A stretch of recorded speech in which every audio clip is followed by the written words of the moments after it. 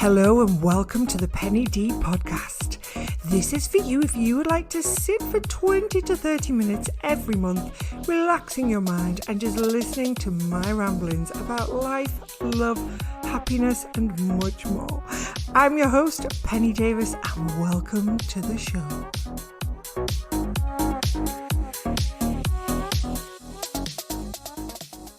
Welcome to the show, Caroline. Thank you so much, Penny. An absolute pleasure to be here. Caroline, would you like to tell our listeners what it is you do? Yeah, so I am the CEO and founder of Brain Powered Coaching, which is a training and development company focused primarily on the neuroscience of confidence. Oh, my sweet spot, Caroline. So, Caroline, let's dive straight into this. What is confidence? Well, this is such a brilliant question to start with. So confidence on the whole is defined as belief in my abilities and judgment. And so if we look at abilities, that is something like when you start in a role. So when you've been in a role for a little while, you end up with really good skills and competencies in that role. And so after a while, we have really good abilities. And so that actually gives us confidence. And so there's something called the confidence-competence loop. The more competent we are, the more confident we get. But then there's confidence attributes as well. And so this is where people talk about, they seemed really confident. And maybe that's a physical thing where there's some sort of how their posture, how they talk, what they're wearing. But there's also mental attributes as well. So things like their assertiveness, their presence, or their adaptability. But there's also different attributes which I think people miss. And something like optimism, for example, is a really important part of confidence because optimistic people are more likely to take risks. Right. They're more likely to see a positive outcome of something which is ahead of them. Yes. So that generates confidence. It's also about courage and authenticity as well. So there's those two pieces of confidence which I think people talk about. But what people miss often is that there's three other A's. So we've got abilities and attributes, but what we also have is awareness. And this is what lots of people lack. And if we don't understand ourselves deeply, if we don't understand our values, our limiting beliefs, what holds us back, things like our inner critic, then actually we're going to be held back from a confidence perspective. Do you mean that? So self-awareness? Absolutely. Yeah, Yeah. right. Self-awareness. We really need to understand ourselves. There's a quote, it's an anonymous quote, but it's when you know yourself, you can trust yourself. Mm. And the more we know ourselves, the more that we can actually lean into that and actually say, right, I know what my values are. I know where my hurdles are and how I can deal with them. So that's the self-awareness piece. And then there's something about acceptance as well. So once we know ourselves, we need to actually accept who we are. Yeah. And because so many of us fight that. And often people have this persona of someone they are externally, and it's different to who we are internally.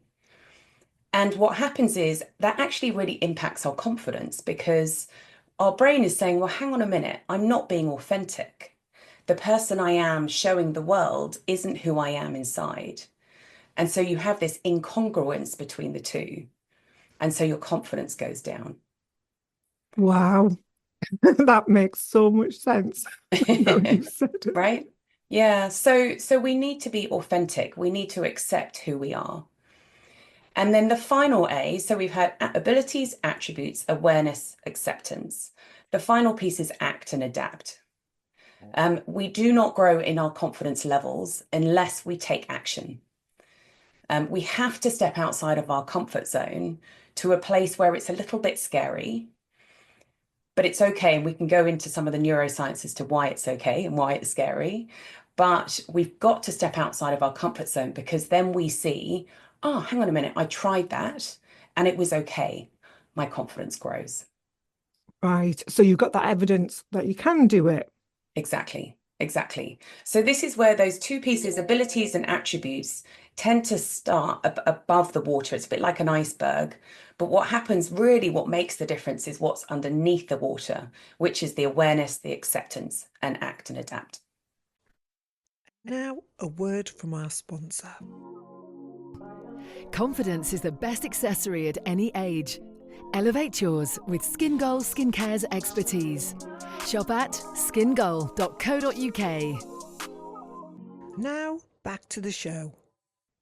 Well, I've never heard it described like that before, Caroline. That is so refreshing. And I feel the way you explain it is very easy to understand so that you could break those down and start working on them.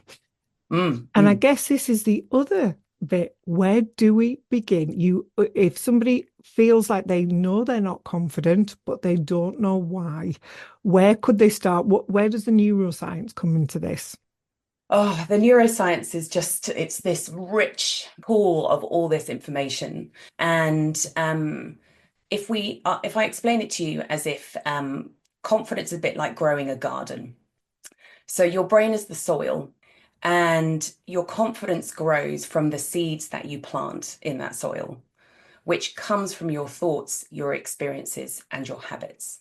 So if you're planting positive seeds in that garden, like finding out, understanding yourself from an awareness perspective, having that deep level of self-awareness, accepting yourself and taking action with small risks, what you're doing is nurturing those seeds. Yeah. And repetition and effort means that they start to grow. But any garden, obviously, as we know, it takes time. I'm a terrible gardener. I think I'm better at my confidence gardening. But, we need sunlight and water to help the seeds thrive. So the sunlight and water, when we look at confidence, are things like acknowledging our achievements. So often people skip over, they achieve something and they move on to the next thing. They achieve something, they move on to the next thing. And no wonder our confidence suffers, because our brain says, well, hang on a minute, I put in all this effort and I didn't get any acknowledgement for it. So maybe it wasn't good enough. Yeah. And maybe I'm not enough. That really makes sense. You've got such an amazing knack of making things very easy to digest on this subject. It's just amazing. Well, this is the thing, isn't it? I think people can make it into something which is very complicated. And actually, a lot about confidence is really distilling it into just really boiling it back to, what's important here. And if we take it back to that soil analogy, in our garden, what we can grow these really positive shoots of confidence, but we can also do is grow weeds. And the weeds are the negativity, the inner critic, that fear, the fear of failure, the imposter syndrome. And if we let that take over, that could be very damaging to our confidence. And so there are different things and different levers and tools that we can use to either pull those weeds out or stop them growing at all. And that's where, coming back to the awareness piece, coming back to consistency and patience, that's how we can end up with a really flourishing confidence garden. So it's almost like you've got to either, have that awareness when you might be going into a negative spiral to control your thoughts and stop them. Or if you can't, if that weed has just popped up and you didn't even see it starting, we just nipping it out straight away. Yeah, so I mean, there's different parts to this. There's things you can do to set your mindset up, so that you're actually not going to go down that negative spiral at all. So this is where the neuroscience piece comes in. There are some really core principles which, when you understand these, it makes so much sense, because often people struggle with confidence because they judge themselves. We think, oh, I'm the only one. I'm so bad at I'm terrible to myself. I'm so lacking confidence. I don't speak up in meetings. And the fact is that actually our research found that the vast majority of people really struggle with confidence. So we surveyed over 17,000 people, and we found that over 77% of people don't speak up in meetings because they doubt themselves. Was there a split by sex in those numbers? Yeah, so very interesting, actually. So we did see a difference in male and female numbers, but on average, it was only a 6% difference across all the different measures. Wow. I know, it's really interesting, isn't it? Because I think Absolutely. There is research which shows that men seem to overestimate their abilities and women underestimate our own, Yeah. which is very frustrating, right? Because there was a piece of research done where they had both men and women do a 3D test, and men scored better than the women. But when they looked underneath at the data, what they found was that women didn't attempt the harder questions. Right. And when they made them attempt the harder questions, they got the same level of results. Wow. So what this means is that if as women we exclude ourselves and we don't even try, we are guaranteed to fail. Yes, that is such an important message here. Yeah. So you know what? But at the same time, our research found, so if I give you a couple of comparisons, so we found that 79% of women don't speak up in meetings because they doubt themselves. Only 73% of men, I'm so surprised, Caroline. Yeah, right? Right? 58% of women worry about making mistakes. 48% of men. I would have thought it was much lower I for know. men. So this is the thing. So I think what the work that I've done, I work with organizations and we look, I started focusing just on women, but I've organizations have now said, actually, let's open it up to the men as Mm, well. And what we've found is that actually often the men are saying, I really struggle with confidence, but I cover it up. right. They don't talk about Mm, it. And actually, so that fear exists, and in the words of the book, they feel the fear, but do it anyway. yes. And this is particularly interesting because to me, I think about this question a lot. Why is it that women seem to lack more confidence? I think once we understand the differences between the two, we can fix all of them. So I start with women, the work I do, but I think that it's really important that you're looking at men as well, because that's the only way we can get the fuller picture, isn't it? Yeah. Well, this is why, from an organizational perspective, it's very important that people have both men and women in senior leadership positions, Yeah. because we do think differently. Hmm. There was a piece of research done by the University of Pennsylvania, I think a few years ago, and what they found, they actually looked at scans of male and female brains. And what they found was the connections were much more front to back in a male brain, whereas females, it was much more across hemisphere, Right. which tends to suggest that men, it's more a either or, yes, no. And so we tend to be more Mm, collaborative. We tend to, maybe do more of that research piece. Our brains are definitely more empathetic. The research shows that women are more empathetic. And so when you're looking at building teams and having senior leadership, having the combination of those, sometimes you do need people who are going to make that decision, but you also need people who have the ability to look across the organization, consider different parts to that. And that may mean that, maybe it's a different role or type of company that you bring in those different types of people or genders. absolutely. I think we're both male and female are equally talented, but we work in different ways. And Yeah. exploring that, I've never really spoken to anybody who's explored both and compared them in the level of detail. I think you have 17,000 was your Mm, subject base. That's mm. fascinating. Fascinating. Is there any more neuroscience you can tell us about that we could maybe try and hack? Forgive the phrase. Yeah. Okay, so the most important principle, and I go through this in detail in the book, but the most important principle, which for me was a real light bulb. So I spent 18 years in investment banking, and a very male-driven environment. And I was in those situations where someone asks you a question and you think, oh my goodness, I have no idea. You go completely blank, Yeah. or you're under very high stress and you just can't think straight. And what actually is happening in your brain in this situation? Our brain can only manage 25 watts of energy at any point in time. So it's about a light bulb. Yeah. which if you think about how incredible our brain is, that it uses just a light bulb's worth of energy, it's incredible. But you can't power up. So let's say you're in a high stress situation. You can't go up to 40 watts because your brain would fry like an egg. So what it does is it just moves the energy to a different part of the brain. So in normal circumstances, we're able to use what's called the prefrontal cortex. It's like the brain's CEO. And that solves problems. It's thinking about future, it's thinking strategically, creative thought. But if you're in a high stress situation, you don't need to be thinking strategically and creatively. You need to be able to get away. So what happens when you're in high stress? The energy, that 25 watts of energy, moves towards the back part of your brain, which is the brain stem and hypothalamus. And that is the part of the brain which is the autopilot. Right. It manages essentials like breathing, heart rate, and the fight or flight response. So high stress situation, the energy is moving out of your CEO and it's going to the autopilot and going, how can we get out of here? Let's just, adrenaline, cortisol starts firing and you are ready to go.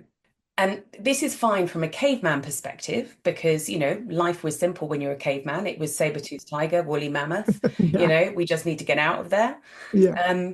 But nowadays, we have this situation can arise when we're under threat in an office, where someone asks us a question and we think, oh, I don't know the answer to that. Or maybe when people return from a career break and it's their first day in the office and they're thinking, I've forgotten everything. I don't know anything. Like I've become a mum and my identity's changed and I don't know anything. And so what happens is we feel like we can't think straight. We have what's called this amygdala hijack. And the amygdala is part of the brain, which is a bit like a smoke alarm. It's kind of two almond shapes and it's constantly scanning for danger. And so the amygdala feels like it's under threat. The energy moves to the back part of the brain and then we can't think straight. Right. Yeah. So this is the thing from a confidence perspective. Why does this matter? Because so often people are judging themselves in terms of their abilities, in terms of how they can deal with pressure and how they can, show up when someone asks them a tough question. And just the simple fact of knowing this is perfectly natural. I know what's happening in my brain. How can I re-engage that? Gives you a huge amount of power. So, thinking about that, if you feel yourself in that situation, or if you are about to anticipate a situation, I can see what you're saying. It's very easy for women potentially to opt out because the options for them might be, I just can't, I'll freeze, that classic thing. Yeah. How could anyone pull themselves out of that moment? Is there a little trick we can do to ground ourselves? Absolutely. Yeah. So one of my favorite tricks, I have a couple up my sleeve, but one of my favorites is something called the physiological sigh. And it's very simple. If you imagine, when kids, when they get really upset and they start crying and they go, and they just, they keep like in taking breath. And it's exactly the same thing. It's a very natural response. So basically what it is you take 2 breaths in through your nose. So right. And a long exhale. So it's a double breath in and a long exhale. And what's actually happening when you do that is you're popping open the alveoli in your lungs where the oxygen goes in. And you're popping them open like a balloon. So when you blow up a balloon, sometimes you need a couple of blows to get it open. Yeah. The second breath pops it open and you get much more oxygen into your system faster, which tells your body I can calm down. Your body communicates that to your brain and you'll actually be much calmer very, very quickly. Right. Yeah. So I was working with people in the healthcare department of a big healthcare company over COVID. And, these were people who were in the front line, it was a terrible situation that they had to deal with. And they used this technique. They would get in a circle, and they would all get together and they do a double breath in, long breath out. And they do a few of those and they go back out. And what that gives you is it re-engages your prefrontal cortex, it calms you down and enables you to keep going with confidence. Right. So it actually moves the energy from your brain out of the brainstem. that Yeah, where it's moved it to the back. Yeah. exactly. Right. Yeah, out of the autopilot. Exactly. That's brilliant. The other thing which you curiosity is a great one. Asking a question. Mm. So if you're going into a meeting and you're thinking, oh, I'm really nervous. Oh, how's your day? Oh, and actually, because that's re-engaging a thought process in your mind, and it re-engages the prefrontal cortex. And yeah, there's lots of other tools. There's all sorts of different things you can use. Yeah, but I mean that's a really simple one is asking the question. I know again in presenting and things like that, in my corporate days, if you just didn't know, you would, pause, you'd find that time for yourself and say, I'm just going to write that down. Give me 1 minute, and you could compose yourself secretly Yeah. while you were writing down and say, is there any more questions? And then it buys that time for you to. Yeah, great. A friend of mine gave me a tip the other day to do with when you feel everything coming up to the front, and it must be a similar thing up to your head, is to think about your feet, or if you sat down in a situation like that, and it grounds your thoughts, it takes the energy back down Yeah, and yeah. allows you time to think about it. And I've never heard anything like that before. And I find that fascinating that we can actually override our brains. Yeah, and the easiest way to override your brain is with your body. So, even just, changing your, from sitting up to standing up. Like I mentioned, that physical element of the physiological side. I love what you said around, in terms of someone asks you a question, like writing something down. The other thing to know is that if you don't know the answer to a question, you always have in your back pocket, let me check and get back to you. Yeah, yeah. Because I think often women, not always, but I think often women, we feel like we need to please more, Mm-hmm. and we feel like we should know everything. And actually, part of that authenticity piece is about saying, you know what, I don't know everything, but I'm going to own my space that I don't know that. And that's okay. So, you know what, that's a great question. Let me check and get back to you. Right. That in itself demonstrates confidence. Yes. Rather than bumbling through and trying to make something up, which everyone knows that that you don't know the answer. I think that we've all been in that situation where particularly when we're younger, when we do try and blag it. And it's the thing that as you come out of that situation, you think, why did I say that? It's the thing that you then start Yeah. cringing to yourself about. And you didn't need to do it. And I think age gets us past that point, hopefully. Yeah. I can't wait to read your book, Caroline. I mean, I've genuinely got goosebumps here. Could you tell us a little bit about it so we can pre-order it now? Yes. What can we expect in the book? So the book is called Confident: How to Be Confident Using the Secrets and Superpowers of Neuroscience. Best book title ever. By the way, that is confident. Yeah, brilliant. So the book is really a roadmap to transforming your mindset and living with true courage and authenticity. And I guess there's 4 features of it, which I think maybe are why it's a bit different. The first is that we're using neuroscience as your secret weapon. So really simple, digestible information that you can use to conquer self-doubt and stress and shift your confidence levels. So many books, and I've read a lot of them. They give you the information, but they don't give you the why. So what this does, it gives you the why, and that makes such a massive difference in terms of being able to shift how you think. The second thing is lots of frameworks. So I love a framework. I think it's really helpful to be able to anchor your thoughts and learn. So how can you build the deep self-awareness? How can you build imposter syndrome? How can you excel as an introvert? And lots more. And then I actually dig into some key life moments, which are redundancy, divorce, motherhood, and menopause. Yeah.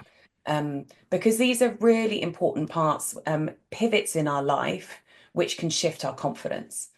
So how can we actually deal with those in a way that will keep us moving forward?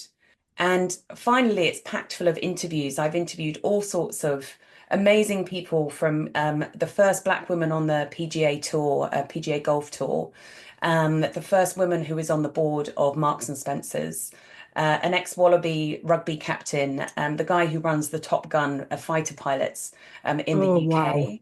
Wow. So Yeah, so a whole range of people and talking about confidence and their experiences of that, as well as exercises and cheat sheets. But it's all in a really kind of fresh and positive and engaging way. It's not overwhelming. And it's also in colour as well, because I think that's a really helpful way to be able to absorb it all. Oh, wow.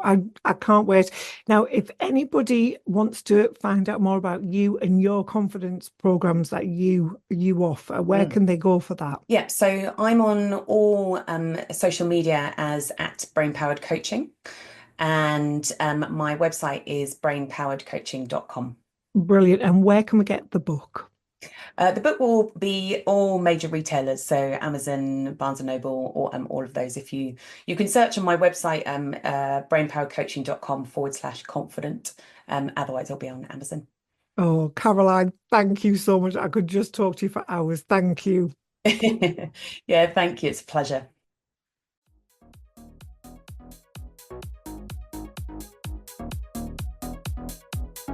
Thank you so much for joining me on today's episode. I've had a great time. I hope you've enjoyed it. And again, I would love to hear back from you. So all that leaves me is to say, have fun, be happy, and join me next time. Don't forget to hit subscribe for all of my episodes.